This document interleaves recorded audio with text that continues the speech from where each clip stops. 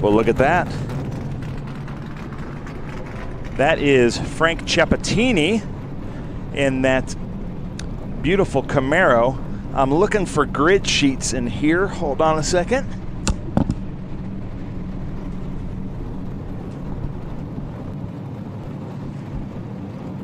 Pardon me, ladies and gentlemen. I've just come from the Trans Am race that was quite crazy. This is Group 10. I think I have the right sheet. If you want a sheet, here you go, Scott. Look at that. Ricky Bobby is here with us in that number 26, Ryan Thompson. This is a different group here with us. This is a stock car group that Carlos Gann and his guys, but look at that, Ricky Bobby. Tony, I'm loving these shots you're getting me. He can't wait to go fast, mama. There's Phil Lasco coming in there in a TA2 car. Phil Lasco has raced with us in TA2, but a long-time SVRA competitor. It's the number 14, a 2016 Ford Mustang TA2. So this is Group 10 at the Atlanta Speed Tour. Look at that beautiful target car, the 41B of Brian Norman, 2006 Dodge Charger. You know, we had Ray Evernham here in the booth, and that might have been a car that Ray Evernham worked on, because that was about the era of Ray Evernham doing some Dodges. There's the City Financial, the number 90 of Brent Bernath. That is a 2006 Ford Fusion. So let me get back to it. It's Group 10. We've got some GT cars out there. We've got some stock cars. And then in the stock, look at that thumbs up. I love it. In the stock car group, we have several different classes. The stock car group is going to join us for 4 races this year, but I believe it's a 12-race series championship. They're going to be back here for the Midi at Road Atlanta. I know that they've got a VIR on their schedule. They are with us at Sebring, so it's a really neat group of stock cars. If you've got a stock car in your garage or barn, come out here and race with them. The way that they do their championship is really agreeable to most people's schedules, and it's going to be some great racing. Joe Nemechek is in this group with us. Yesterday, Joe Nemechek, actually, there he is, coming out in that number 8, being pushed out. If we get a good shot of his front left fender, he had a bad off yesterday. And I just went to go check on my friend, Joe Nemechek, and just to see if he was okay, because you know at Road Atlanta, if you hit the wall at turn 1 at Road Atlanta, you hit it with some speed. And he says, I'm fine. Do you know where my fender is? I'm putting this thing back together. I'm making qualifying tomorrow. And I was like, that is so Joe Nemechek to say, as Tom Lemkule is out there splitting these cars. I'm going to go through the grid. So we start number 1, Joe Nemechek. He is in a Group 10 stock car D class in a 2006 Toyota Camry. Matthew Butson is in a 2011 Chevrolet Corvette. Last weekend at the Roval in a stock car. This time he's in a Group 10 GT car, like a GT1 or a TA car. Matthew Butson races with us in both the West Coast and the National Series of Trans Am. I've seen him racing all kinds of great cars. Frank Cepatini in 3rd, 1998 Chevrolet Camaro. Scott Borchetta in a 2020 Ford Mustang TA2 car, the number 48. I don't see him in the field. Johnny O'Connell. Yes, ladies and gentlemen, that Johnny O'Connell. It's kind of an honor for me to just say that. You know, how cool is that? This is the first time I remember Johnny O'Connell with us. So Johnny O'Connell, welcome. I hope this is the first of many. There he is in that 1984 Chevy Corvette. How cool is that? Yeah, exactly.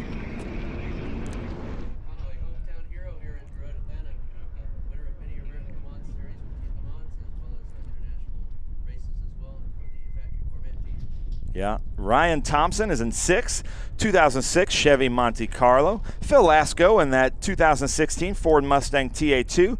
Brian Norman, 2006 Dodge Charger. Brent Bernath in a 2006 Ford Fusion stock car. Dan Malloy in a 2006 Chevrolet Monte Carlo. Russell Wittenberg, 2018 Ginetta G55 GT4. So I just said, if you're listening, a 2006 Monte Carlo stock car, and then a Jetta from 2018. John Cloud, 2019 TA2. Steve Denton in a Porsche Cayman.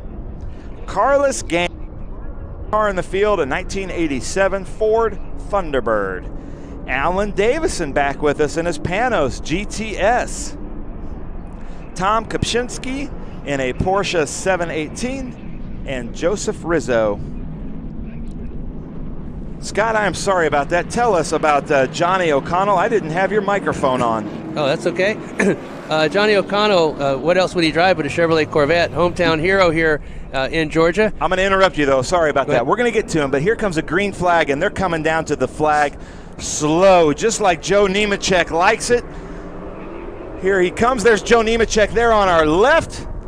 Matthew Butson on the right. Johnny O'Connell just behind Matthew Butson in that black Corvette. Frank Cipottini, and there goes Ricky Bobby to the inside of Johnny O'Connell. Didn't think I'd say those words here at Michelin Raceway Road, Atlanta. They come up the hill. Joe Nemechek really gaps Matthew Butson there in that stock car, and they fall into what becomes a train, doesn't it? It's basically one lane now. Yeah, one lane through the S's, and then they'll probably do one lane down towards turn 6, unless you have a really good run out of turn 5. You're going to go one lane, and then they'll go into the very slow turn 7, first gear turn, to get some torque and horsepower out of it, down the back straightaway. Wow, it is cool to see this field. Look at that, John Cloud on that Jetta. John Cloud and his ultimate headers. Chevy Camaro. There's that Jetta there, the 24B. Beautiful car. Yeah, Kopczynski and Rizzo just have finished a race with their Porsches. They're in this field as well. So very, very busy weekend for them, as well as International GT. Good battle should be developing between Boots and Cipottini. They have had good battles through the test sessions and qualifying sessions, as Boots in a former Abe Chevrolet Corvette, and Cipottini in the Chevrolet Camaro. So if you're paying attention, ladies and gentlemen, that's Joe Nemechek leading the race.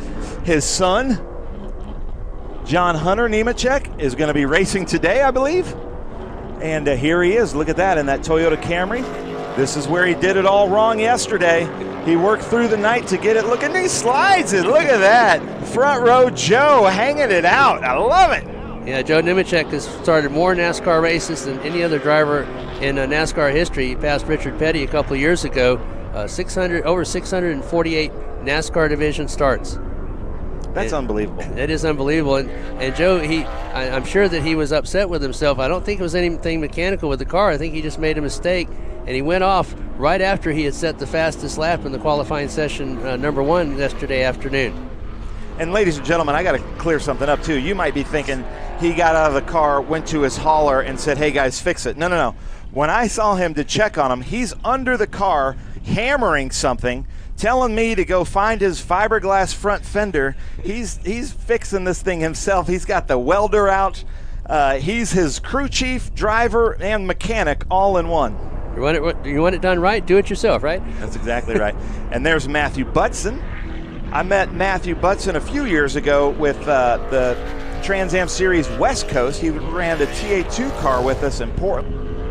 Talented driver. He's with Ave Motorsports in that beautiful GT1 car. And look at that, Joe Nemechek, man, he's sliding that thing out. I don't know if he's on old tires or what, if he just wants to give all these great fans here a show. But there's Matthew Butson in what I'd call a TA car. That car raced in TA, Trans Am, just last season, and it's still probably eligible based on what I'm seeing with my eye here as they come down these S's. A really complicated part of the track. Scott, with your history here, I'm sure you've seen a lot of people get it wrong. Yeah, going through turns 1, 2, and 3, that's very difficult. As you are going through turn 1, you go up towards the right to our blind crest at turn 2 and 3, and then down through 4 or 5, the S's. It's very easy to get that wrong too. It's not actually a straight line S. You kind of have to go over to the left a little bit to get a good run up to turn 5, and then turn 5, a little late apex to go through turn 5, get a good run down into turn 6. Sometimes you can surprise and actually pass somebody going into turn 6 that's banked, so you can brake a little bit later and actually carry a little bit more speed in there than you think you can. As we look down this high long straightaway. I love that they call that a straightaway because there's a clear left and right on there, downhill into 10A. It kind of meanders back and forth, but make no mistake, it's flat out. That's where you reach your top speed. That's Frank Cipottini there in what I'd call a GT1 TA car from years past. Cipottini, the Group 10 GT4 defending sprint point champion, winning that last year. But as I said, Boutsen and Cipottini had good battles during the qualifying. We expected to see a good race between the Corvette and the Camaro. That's a beautiful car. I love having Frank out here. He's with us quite a bit. And we've got a stock car battle happening just back there from these cars. But here is Frank Cipottini coming down these S's. That is so Road Atlanta. When I think Road Atlanta, that's the section of the track that I think of right here. Yeah, that is the most photographed part of Road Atlanta, always has been, and that's one of the best viewing spots if you're here in person, is up on what we call Spectator Hill. It overlooks the exit of turn 3, and you see him go down and then back up at the S's almost right towards you, and then make that left-hand turn to turn 5, and you can see him go down to turn 6. I believe that Boutsen is driving the Chevrolet Corvette. It's running 24 here, but I believe that is the one that Ave used to win the national championship in 2020. He ran it as number 4 at VIR and won the GT1 national championship. Boutsen finished 4th in the Western TA championship, as you said when you met him out on the West Coast, Ben. Yeah, he's a really good driver. Very young. Last year I was talking to him at Sonoma on the paddock, asking him where else he's going to race, and he said it depended on his college schedule. So he's just out of college, I believe. But look at this. Phil Lasco right here in a TA2 car. Then there's Brian Norman, followed by Johnny O'Connell. Johnny O'Connell, Mr. Road Atlanta. So, Scott, I missed your intro on Johnny O'Connell. Fill in the crowd why I'm a little starstruck just saying his name. Well, Johnny O'Connell is the great Road Atlanta driver here from Georgia, and he has won many Petite Le Mans races. He's won many Sebring 12-hour races, many 24-hour Le Mans races as part of the Factory Corvette team. Andy Pilgrim was originally entered in this car, and he couldn't drive it because of his other driving duties in International GT and helping Anthony Bartoni. So he asked Johnny O'Connell to come over, and Johnny said, sure, I'm not doing anything. I'll jump in there. They had some teething problems with it during the first couple of sessions, in the testing sessions, but he has been steadily getting faster and faster, really having a good time. And, of course, Factory Corvette driver, what else, Ben, would Johnny O'Connell be driving but a Chevrolet Corvette? Exactly. Now, Johnny O'Connell also holds the record for slides here. In the American Le Mans Series Petite Le Mans, this was, I believe, 4 years ago, that he came out from underneath the Fox Factory Bridge, and it had been raining, and they had just done a restart. O'Connell put just one tire onto the top of the turn 11 on the grass. He finished sliding way down here at the bottom of turn 12, and everybody was holding their breath waiting for the impact. It stopped about a millimeter short of the wall. He fired it up, got back out, and he finished 3rd. Wow, that's awesome. There's Brian Norman there in that Target Dodge Charger. Wait. Followed by Johnny O'Connell. Look at that Charger. That is a cool looking stock car. Yeah, I believe that's one of the Chip Ganassi, Juan Pablo Montoya Target Dodge Chargers that they ran back in the day. Juan Pablo Montoya, famous for Formula One and Indy cars, but he had a very good stock car racing career with Chip Ganassi Racing. And ladies and gentlemen, let me just fill you in on something here. I'm sitting right next to Scott Conway. This is all off the top of his head. This is the amazing thing about Scott Conway. The information that this man has is just unbelievable. And you can see right there his hands really moving. Brian Norman, so much fun as Johnny O'Connell sees that he just took a little bit of a hiccup. So Johnny O'Connell looks to the inside at Mission Foods turn 7. Who would have thought Johnny O'Connell in a Corvette racing against a stock car here at Road Atlanta? But that is the beauty of the Atlanta Speed Tour. Not only is Johnny O'Connell out on track, but so is Ricky Bobby, struggling to look through his sponsorship on his windshield. He loves Fig Newtons, but he's not sure if it's a great sponsor because it's blocking his vision. Well, that is a very strange place to make a pass. We hardly ever see anybody pass in turn number 7. Again, that's the slowest turn on the track. It's a first gear turn for whatever car that you're in. And O'Connell, with the knowledge here that no one else probably has on this track that is racing in this group, is again, O'Connell has raced for years and years here at Mission Raceway Road Atlanta, and was able to pull off that pass. A very unusual spot, but not for O'Connell. No, I think he knows just about every inch of this track. Is that kart's tracking really well. He's putting it right in the right place every time. In this Mission Raceway Road Atlanta, elevation changes that you see here on the live stream through SpeedTour.tv/YouTube, it is not something that was built or made. That is the natural topography of these mountain, as we're right at the base of the Appalachian Mountains in North Georgia, and the track was actually kind of sculpted from the topography, and drivers here absolutely love it. It's a go-to track and an iconic track. And when the first year of the American Le Mans Series came here, all the European drivers fell in love with it because it had so many aspects of the European courses that they were used to. Yeah, I love this track. And you know, I've never met anybody that's ever said, I figured out Road Atlanta. No, you never will. It's a very fast track, a very challenging track.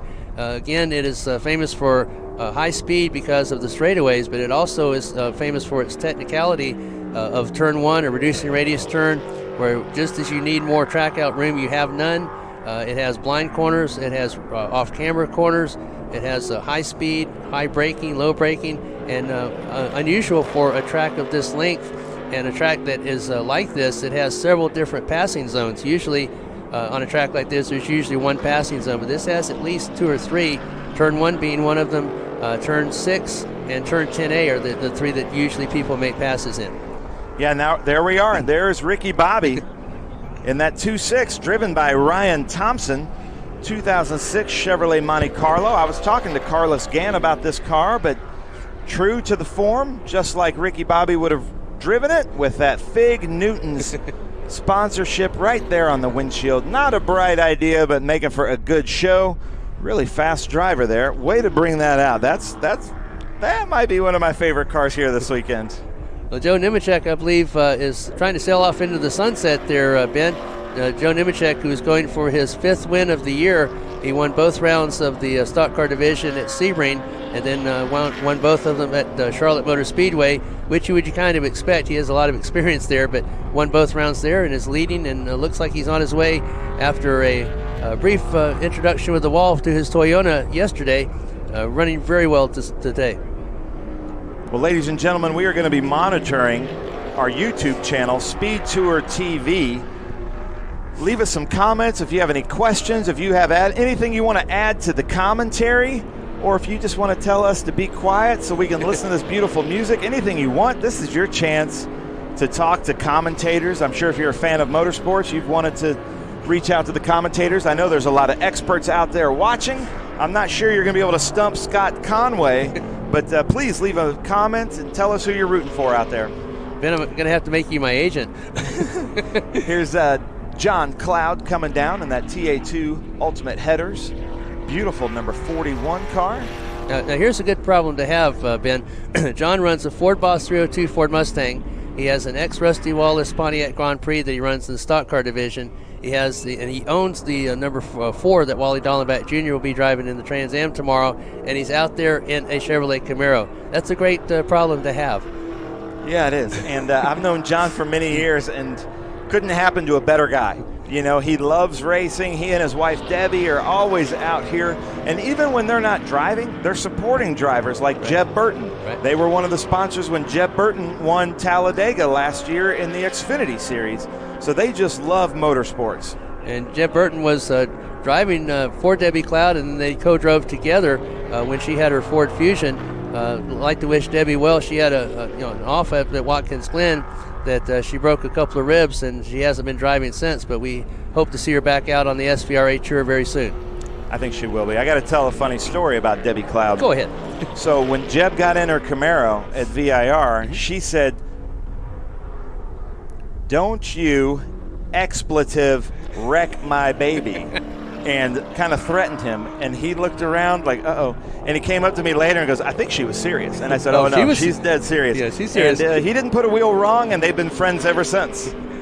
Yeah, when Debbie was running a Ford Fusion, and she was very fast in that Ford Fusion, but for years she could not get by John Cloud. And then one race, she finally passed John Cloud, and they asked John, said, "Are you upset because Debbie passed you?" He goes, "No, I'm the most proud person in the world because Debbie has come so far in her driving, and she beat me. I'm happy for her."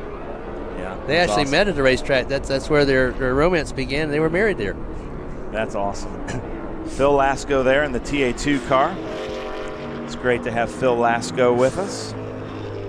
Lasco and Jeff Lindstrom both used to run in the Group 12 GT in Ford Mustangs, but Lindstrom moving into the Group 12 MP2 category in his 5-liter coupe, and Lasco getting this car and moving into Group 10.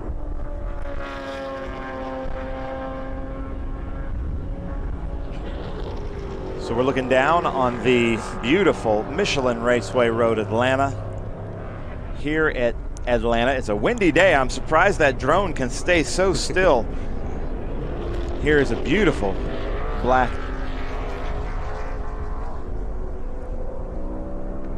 So like we were talking about, these drivers are able to drive these IGT cars in lots of different classes, but that's Steve Denton, 2016 Porsche Cayman GT4.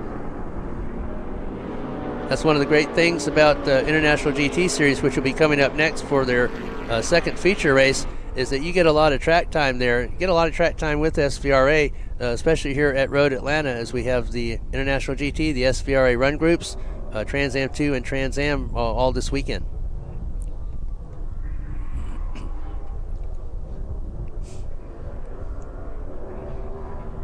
Joe Nemechek continues to set sail in that beige and black number 8 Toyota Camry. And it was interesting, Ben, after that repair that was made, we weren't sure, Dave and I were talking over in the PA booth, we weren't sure if we'd see Nemechek out there. Well, he came by, and on his third lap, he set a qualifying time that was almost a second quicker than before he hit the wall yesterday. That's amazing. That just shows how well that car was repaired and how good a driver he is. Now we're following along with Alan Davison and a Panos. And Panos, just down the street, that car would have been made about 2-3 miles from here. Right. That's Alan Davison, who owns Food Processing Equipment Company out of Arkansas. If you've ever eaten a chicken nugget, you've eaten something that came through his equipment. They do all kinds of chicken food processing for all the big companies. And it's so great because he's actually sponsoring Dylan Archer in the TA2 race. A lot of our vintage racers, it's really fun to help support these young and up-and-coming drivers like Dylan, as now we're watching Ricky Bobby. Ben, I want to go back to the Panos for just a minute, because the Panos is the Don Panos that basically resurrected Road Atlanta back to this beautiful facility that you see in front of us. And Don Panos also single-handedly, I think, responsible for bringing prototype racing and LMP racing back into the United States. It was actually his son that was able to get Don Panos interested, and they had the Panos Esperante and the Panos GTS that were they also had the Panos GTS that was part of the Women's Global GT Championship that was run here at Road Atlanta, and that was one of the series that both Cindy Lux and Amy Ruman came up through. Ben? Yeah, there he is. That's our finisher, top finisher there, Joe Nemechek, coming down on his cool-down lap. Another unbelievable race. So good finish there, Scott, from Joe Nemechek. Another win. He's going to be tough to beat in his group in that stock car class. He's going to go for number 6 tomorrow. Yeah, he's going to be 6 for 6 tomorrow, unless we give him the commentator's curse.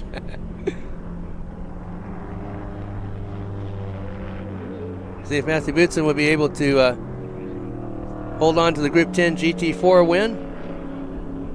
As that Chevrolet Corvette driven very, very well by Matthew Bootson. He plays hockey with the Snowbird Thunder Kings up in Seattle, one of the top AAA hockey teams in the country. There he is, front row Joe. All right, ladies and gentlemen, that does it for our first Group 10 race here at the Atlanta Speed Tour. We're going to take a break here, come back.